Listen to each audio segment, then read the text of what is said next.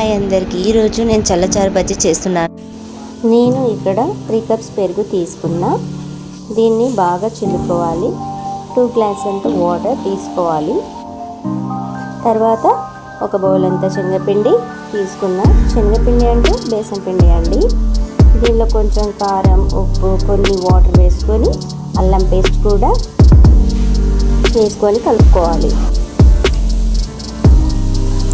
తర్వాత పెరుగు చారులో వేసుకొని స్టవ్ ఆన్ చేసి దీన్ని ఉడికించుకోవాలి. దీనిలో కొంచెం కొత్తిమీర, 1/2 స్పూన్ పసుపు వేసుకొని కలుపుతూ ఉండాలి.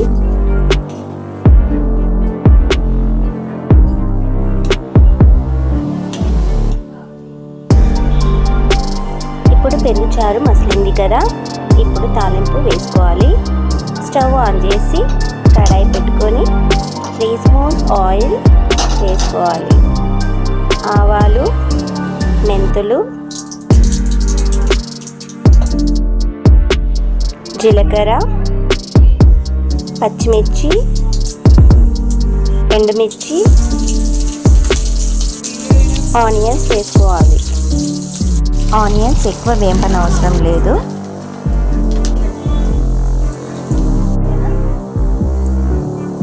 ఇప్పుడు బజ్జీలు తయారు చేసుకుందాం. ఒక బౌల్ అంతా శనగపిండి, 1 స్పూన్ కారం, 1/2 స్పూన్ సాల్ట్, 1/2 స్పూన్ అల్లం పేస్ట్, 1 స్పూన్ ఓమా,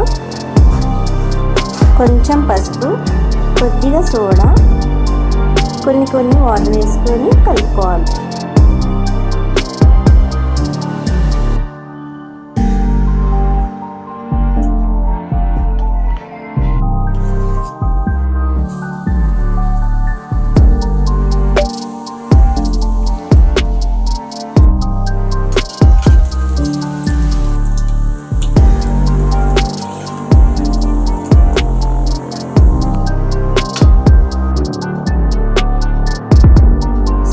చల్లచారు చల్లార్చిన తర్వాత బజ్జీలు వేసుకోవాలి. పెరుగు చల్లచారు రెడీ.